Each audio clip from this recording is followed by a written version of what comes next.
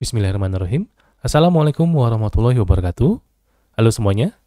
Di video kali ini kita akan membahas tentang test case dan juga test skenario dalam pengujian sebuah aplikasi atau software. Nah, jadi teman-teman kemarin kan di kuliah sudah mendapatkan dokumen atau form ya, atau template untuk membuat test case dan juga test skenario. Nah, sekarang di sini saya akan menjelaskan secara detail seperti apa sih bedanya test case dan juga test skenario itu, dan kenapa kedua jenis pengujian ini harus dibuat ketika kita ingin melakukan pengujian pada software. Nah, sekarang kita lihat dulu test skenario itu apa sih? Nah, di sini disebutkan bahwa test skenario itu didefinisikan sebagai semua fungsionality yang dapat diuji. Jadi ketika kita ingin membuat tes skenario, maka yang kita lihat itu adalah semua fungsi-fungsi yang ada pada aplikasi tadi yang bisa kita uji. Ya, jadi isinya nantinya di dalam tes skenario itu adalah berbagai macam test case yang bisa kita buat. Jadi, satu tes skenario isinya bisa banyak test case. Nah, ini jangan ketukar ya nantinya. Nah, tapi kalau test case itu adalah sekumpulan action atau aksi-aksi yang dieksekusi untuk memverifikasi apakah fitur atau fungsi dari tes skenario tadi itu jalan atau tidak. Nah, jadi tes skenario itu dia merupakan kumpulan dari fungsi-fungsi, sedangkan test case itu adalah aksi-aksi yang akan kita eksekusi dalam satu fungsi atau satu fitur. Nah, itu yang menjadi pembeda antara test skenario dan juga test case. Nah, kalau kita lihat perbedaan secara menyeluruh, test case tadi kan dia merupakan sekumpulan aksi-aksi yang dieksekusi ya untuk memverifikasi apakah fitur atau fungsionalnya itu jalan atau tidak. Nah, kalau tes skenario itu adalah semua fungsi-fungsi yang ada di dalam aplikasi yang bisa diuji. Kemudian di test case itu biasanya berawal dari tes skenario. Jadi harus bikin tes skenario dulu, barulah kita bisa membuat test case-nya. Nah, tapi kalau ingin membuat test case, teman-teman harus mendapatkan atau berdasarkan dari BRS atau SRS. BRS itu Business Requirement System. Sedangkan SRS itu adalah System Requirement System.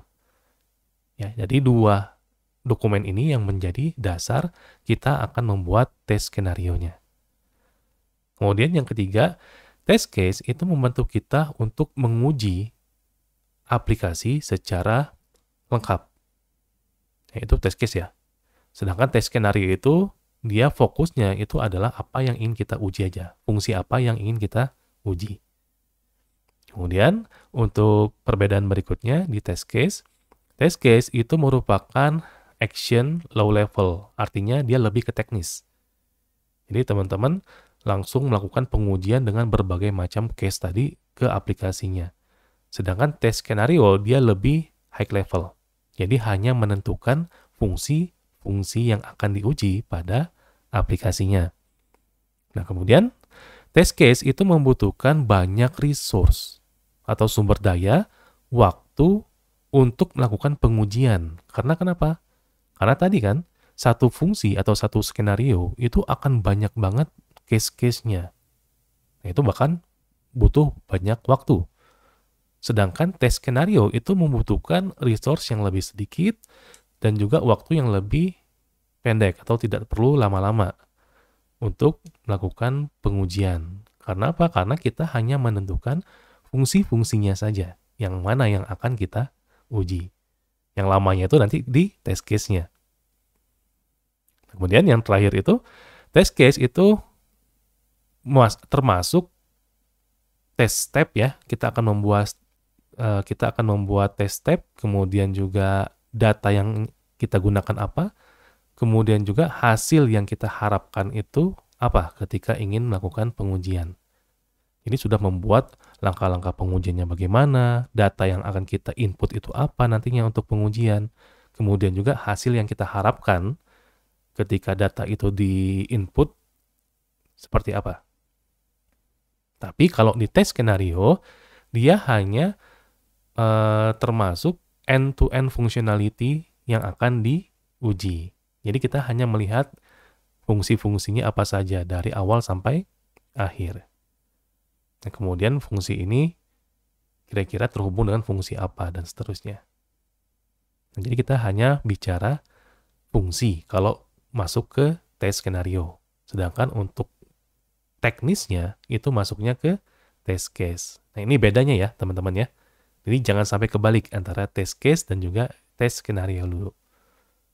Tes skenario kita bikin, udah beres, fungsi-fungsinya sudah kita definisikan, barulah setiap definisi dari fungsi itu kita turunkan menjadi test case. Ya, alurnya seperti itu. Contoh misalkan, pertama kita buat test case ya. Nah, teman-teman definisikan dulu misalkan di dalam dokumen test case itu, misalkan definisikan dulu dalam dokumen test skenario itu, satu misalkan, skenario tentang memeriksa fungsi pencarian atau check the search functionality.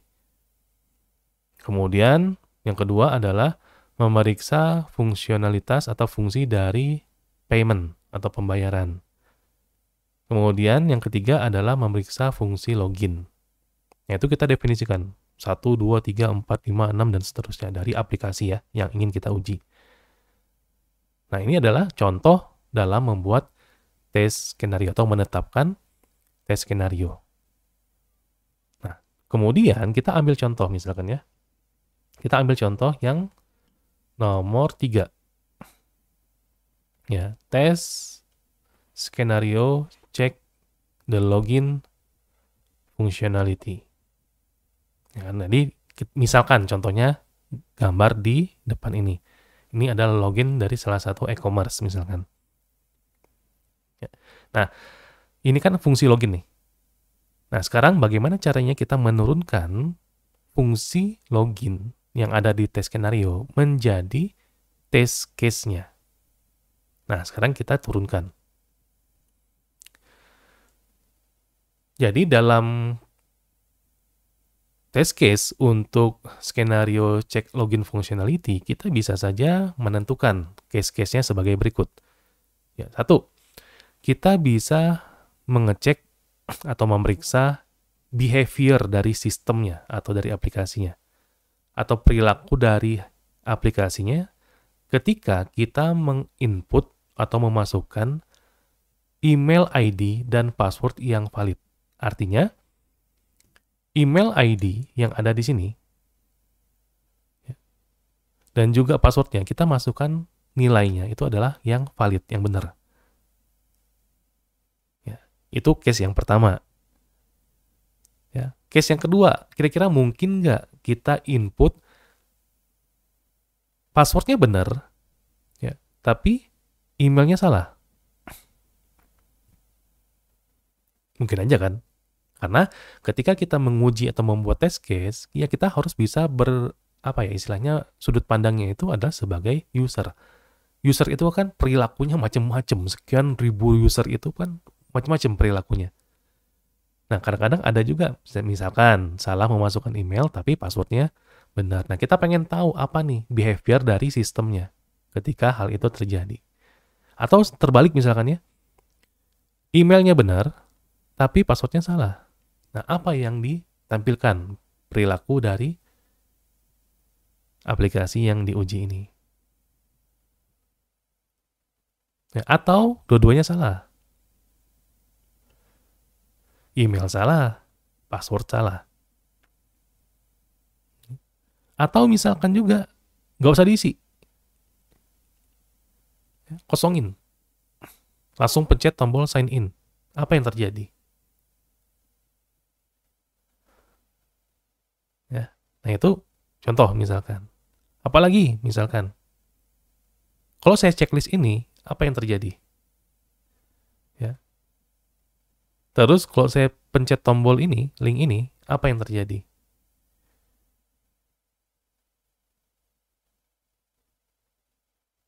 Nah, ini adalah test case yang ada di fungsi login. Ya, jadi mungkin setiap tester itu bisa mendefinisikan case-nya itu bermacam-macam. Jadi tidak bisa disamakan karena sekali lagi ketika kita membuat test case itu sudut pandang kita ada sebagai user.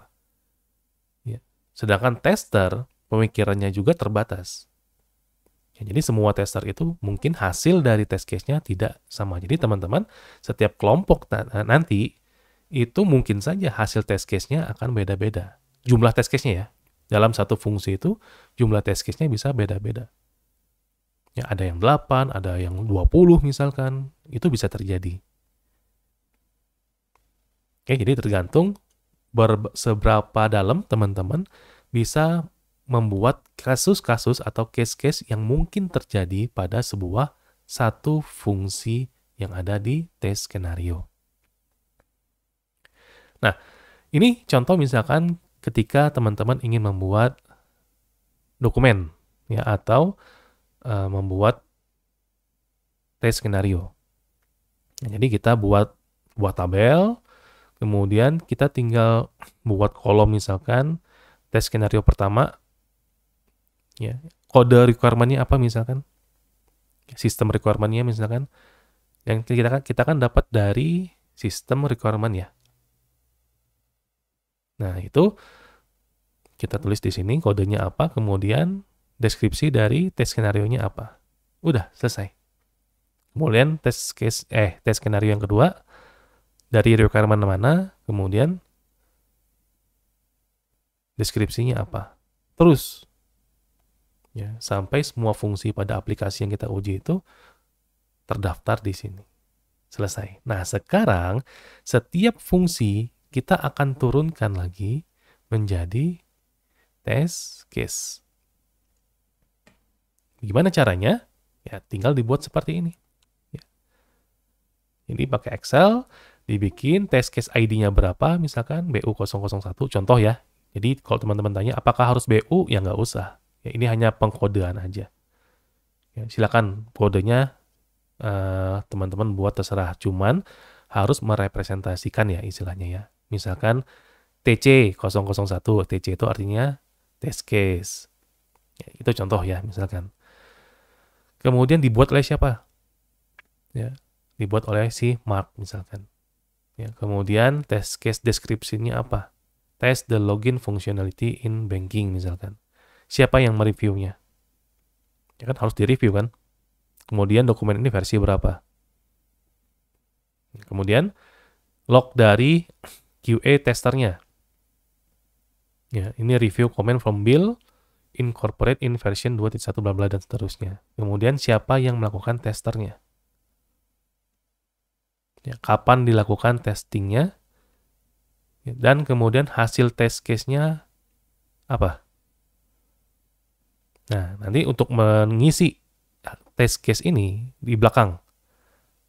Ya, setelah kita melakukan step by step-nya. Ya.